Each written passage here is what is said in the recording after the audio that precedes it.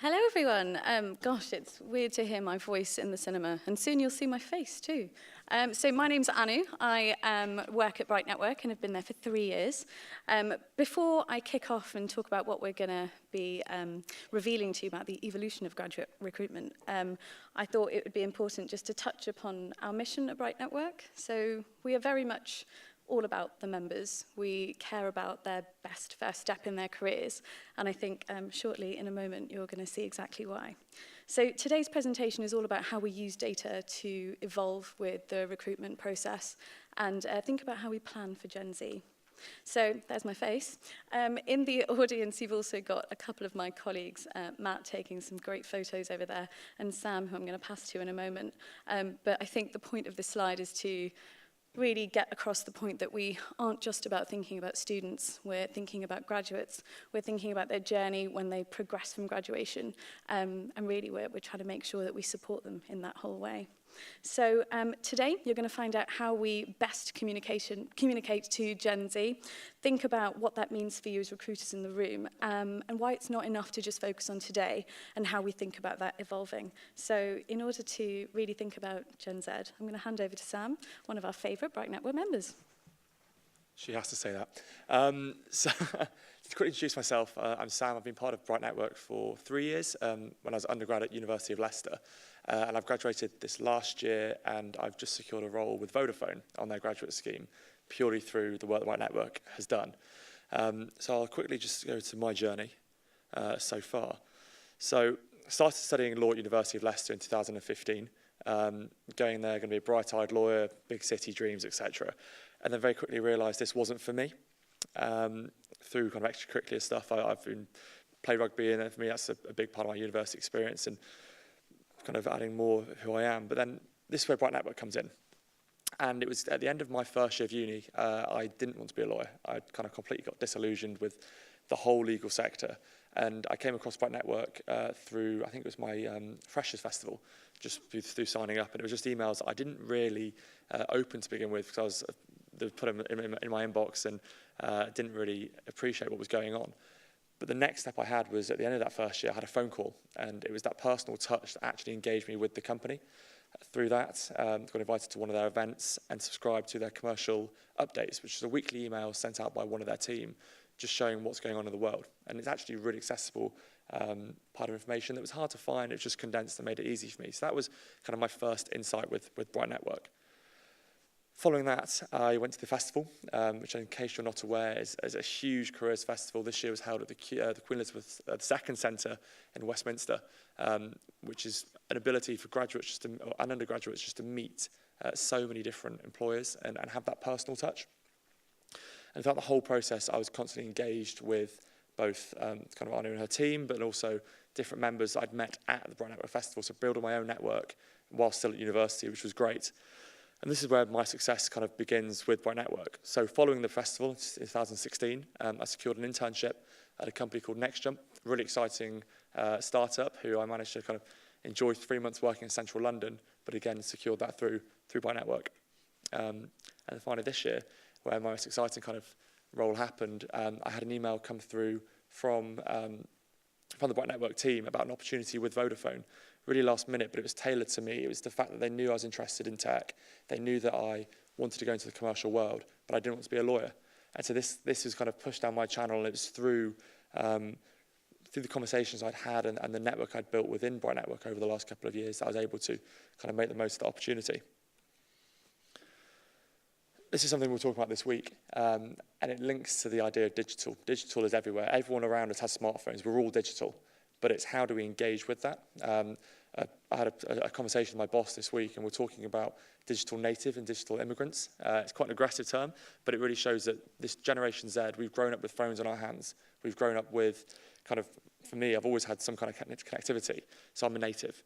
But it's how do we engage with that bridge from the immigrants to those who are coming from kind of a less digital youth and growing up to actually getting really involved. And I think that's a huge part of what it is. Digital's not there to replace, it's there to enhance. And the experience I've had through Bright Network has really allowed me to grow in that way. And again, this slide kind of just goes on that. I think one thing that really stands out for me is halfway down. You've got on the left-hand side Facebook and Twitter. And on the right-hand side, Instagram and Snapchat. And it's the idea there that these social media platforms were established, but the digital revolution of sorts, they just get changed. But the one thing that kind of stays the same is that personal touch, and that's what I found through the last few years with Bright Network. The constant kind of tie-in I've had has been with that personal side of things. So I'm going to quickly pass back to Anu, and she'll go from there with the analytics side of things. Thank you, Sam. So just thinking about what our graduates and what our students want, we know that digital engagement is really key to the way they want to be interacted with, but that can't be the be-all and end-all. We conduct research every March. Some of you have hopefully come. And what we found that the human interaction in those processes is really important. From our research, we find that 82% of our members are really keen to meet that employer before they submit that first application. And I think that's really important and runs as a theme across Bright Network and what we do. You've seen great presentations today from a variety of different technologies, but again, what it comes down to is the engagement. So we embed our insights that we learn from our members through the events that we run, through the phone calls that we make to them on a day-to-day basis, through the digital communication, the social media, absolutely everything you can think of. And that means that with those face-to-face conversations, we can push your company's profile, your vision, your values in front of them, but also get that strong engagement. Now, this is my favorite slide. What we know is that life is always changing. We can't predict what the next generation of graduates will want or how they'll want to be interacted with. But what we can do is hopefully use our technology to think about how best to place our message in front of them. So what we're going to show you in a moment is truly earth-shattering. And at this point, I like to think of myself as Professor Xavier with Cerebro, because he is able to see our members, understand exactly what they want, and I suppose through the actual data insights engine that we have, build a better profile in order to connect them with the roles that are right for them, not necessarily what their declared data shows about them. So in a really quick example, if you look over to the left-hand side of the screen, Bright Network, historically, as we've been around for about 5 years, collects declared data. We know if you're a female studying maths at the University of Leicester and that you're interested in tech. However, we thought that's not good enough. What we want to do is really engage with students and understand what they want based on what they're interacting with. So this behavioural data that we marry on the right-hand side means that we're able to better position opportunities to our members, but also thinking about it not only from a candidate experience point of view, really thinking about how you as employers can connect with members and get the best from the small pool that you interact with. It is no longer about the traditional mass marketing message. It's all about that individual interaction and that human interaction. So let's take a dive into what our data insights engine looks like. We've talked about it enough. So this is a example screenshot from our kind of like live network at the moment, which is really excitingly growing to around 200,000 at the end of this year. So diversity is a key focus on what we do, but what we want to do is be able to focus exactly on who you're after, what are they interacting with, what other employers have they engaged with, much like your Amazon shopping basket technology. With this information, we can see what they're reading, how many times they've answered a call from us, what events they've attended, what exact conversation they've had with one of our talent team on the phone. And this enables us to find that 1%. Sam was that 1%. When we had the event with Vodafone as a case study, it wasn't about just targeting people who'd said on paper, this is what I'm studying and this is what I want. It's about thinking, Sam studied law, but he's super interested in tech. How are we going to position the right opportunity to him? So ultimately, thinking about that case study and just revisiting Sam's journey in the 1 minute that I have left.